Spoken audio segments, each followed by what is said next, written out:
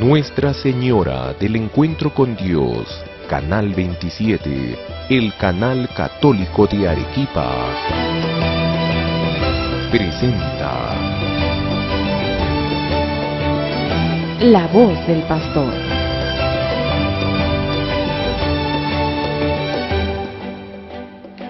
Queridos hermanos y hermanas, comenzamos hoy día un nuevo programa que nos mantendrá unidos y en permanente comunicación, tanto a través del canal de televisión como de la radio NSE, Nuestra Señora del Encuentro con Dios.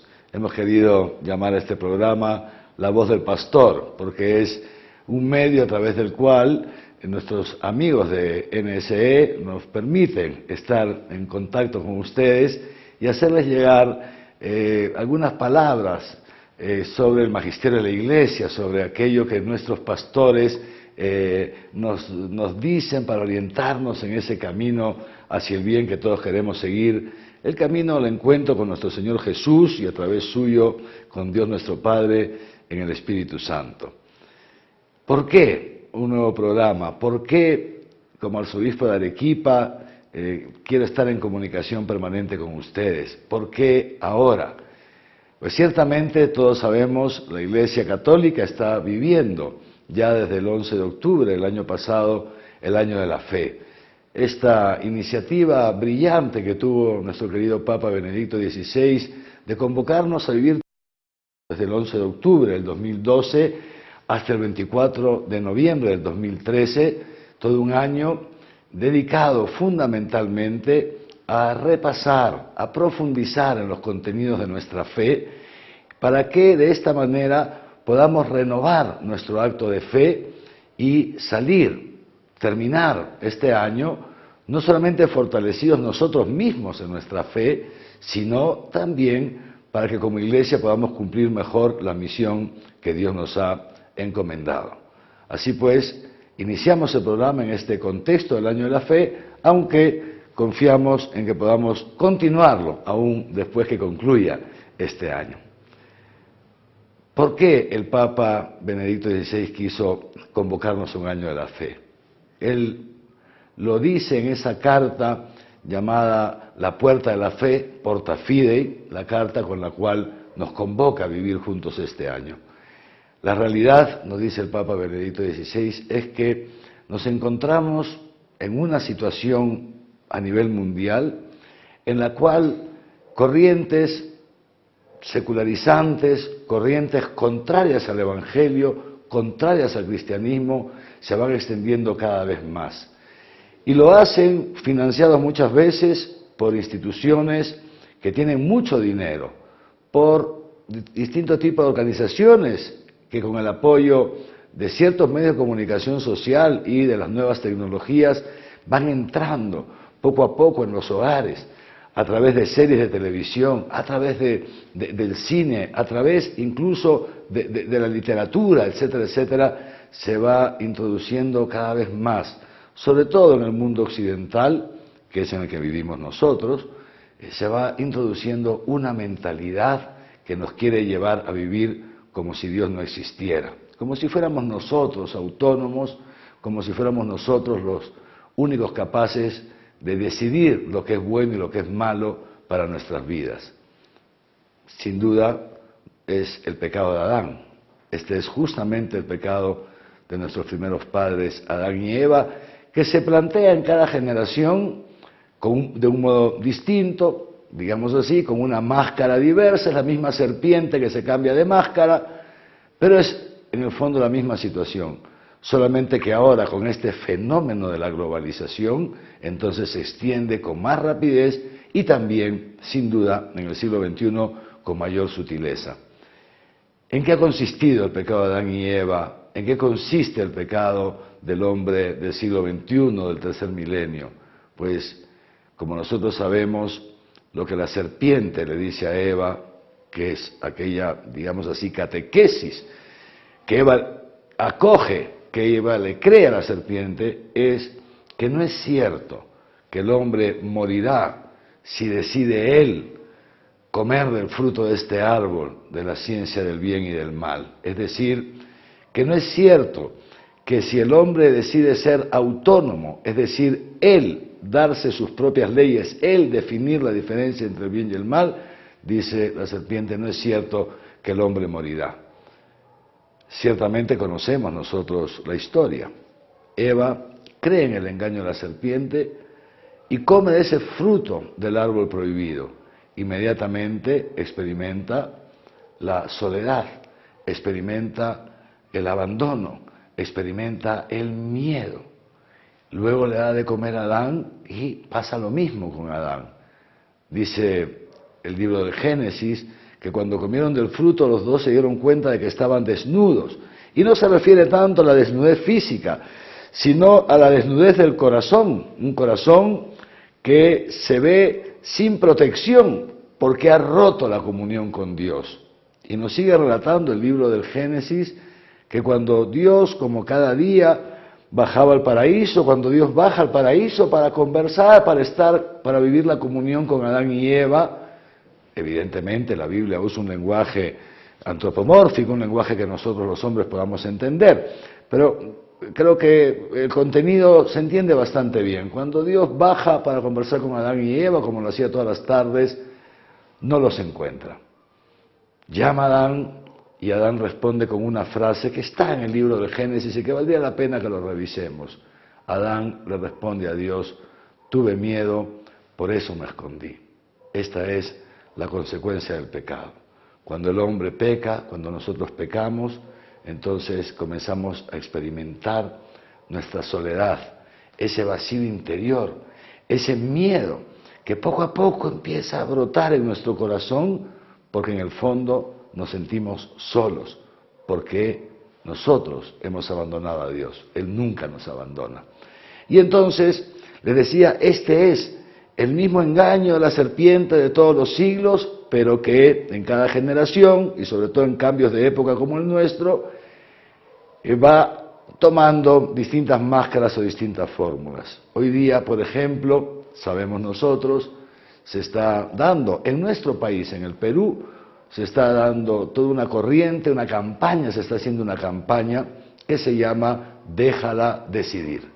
¿Qué quieren decir con esta campaña? Quieren decir, deja decidir a la mujer gestante, aquella que está gestando un niño, déjala decidir si quiere tener el niño o si quiere abortar o si lo quiere asesinar. Déjala, ella es la única que puede saber si esto es bueno o es malo para ella. Esto es un ejemplo, ¿no?, de cómo el hombre, el ser humano, se quiere atribuir la decisión sobre aquello que es bueno o que es malo en su vida.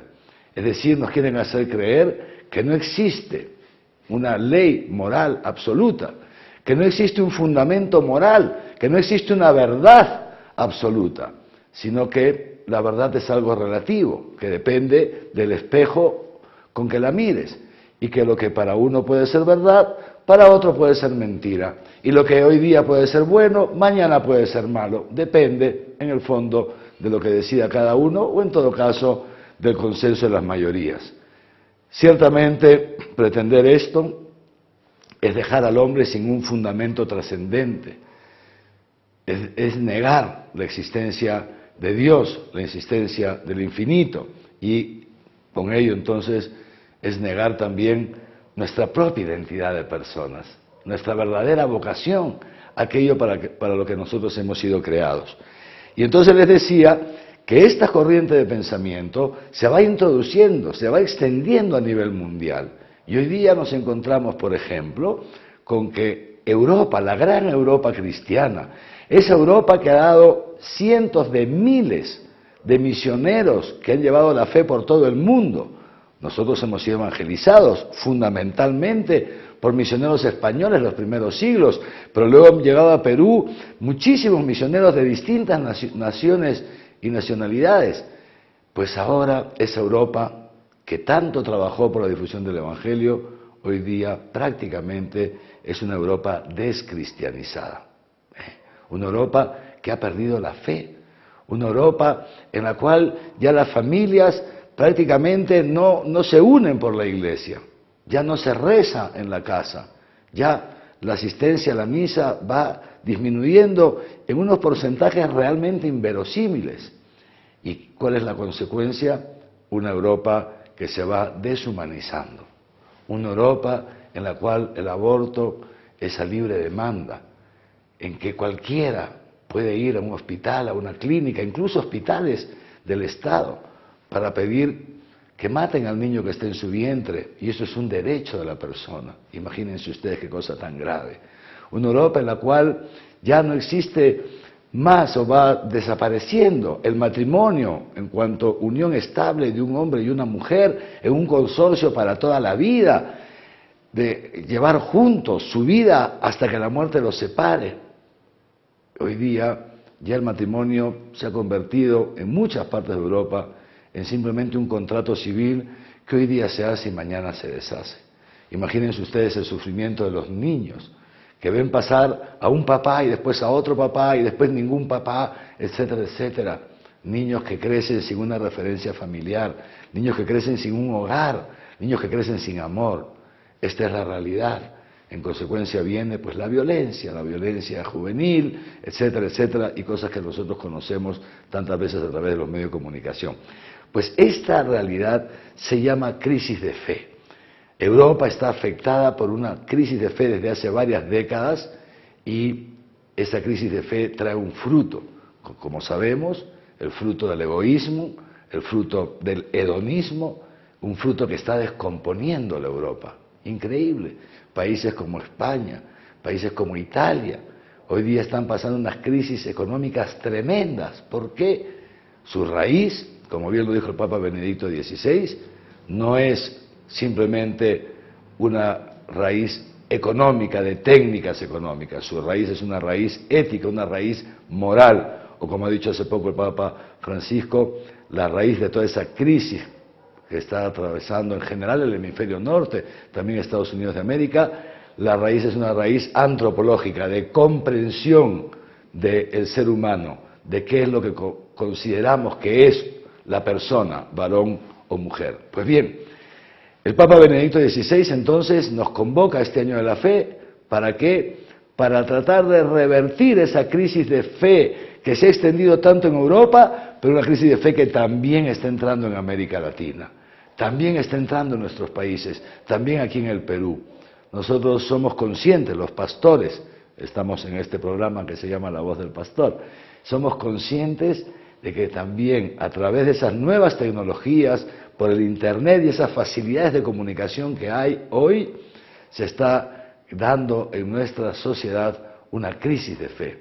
Una crisis de fe que afecta sobre todo a los jóvenes, pero una crisis de fe que en gran parte también está causada por los mismos padres de familia, porque tal vez sin darse cuenta le han empezado a dar más importancia a los aspectos meramente materiales, más importancia a lo inmanente, a aquello que se puede ver y tocar, a lo sensible, y se han ido olvidando de que a los niños, a los adolescentes, no solamente hay que llevarlos, digamos así, al mejor colegio que podemos, no solamente tenemos que preocuparnos de que estudien bien en la escuela y vayan adquiriendo pues las habilidades, las técnicas necesarias para sobresalir en la vida como buenos ciudadanos. Eso no está mal, pero no solamente eso.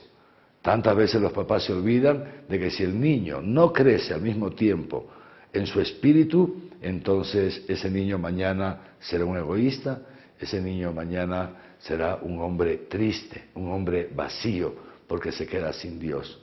Entonces, año de la fe, año en el que el Señor nos invita a repasar los contenidos de nuestra fe, a profundizar en ellos. Esta fe cristiana, que es una fe tan bonita, que es una fe tan bella, realmente la fe que transforma el corazón del hombre. Y justamente esta es la finalidad también del programa que estamos comenzando hoy día y que, si Dios quiere, nos mantendrá un contacto permanente. Y esto es lo que queremos a través de este programa, ir presentándoles a ustedes de un modo, digamos así, cercano, de un modo sencillo, los contenidos principales de nuestra fe. ¿Para qué? Para que recordándolos, conociéndolos, profundizándolos, podamos hacer este acto de fe que es el que nos justifica, el que nos transforma, el que nos facilita el participar en la vida divina. Que el Señor los bendiga a todos y cada uno de ustedes. Les acompañaré no solamente a través del programa, sino también fuera del programa con mis oraciones. Les invito a ustedes también que recemos unos por otros, para que a través de estas palabras sencillas de la voz del pastor, el Señor pueda ir suscitando en nosotros una fe renovada, una fe que vaya obrando en la caridad, una fe que nos lleve hasta la vida eterna. Muchísimas gracias a todos por su atención y que los bendiga Dios Todopoderoso, Padre, Hijo y Espíritu Santo, y que esa bendición permanezca siempre en sus hogares y a través de ustedes se pueda extender a todas las familias y a todos nuestros amigos. Amén. Nuestra Señora del Encuentro con Dios, Canal 27, el canal católico de Arequipa, presentó La voz del pastor.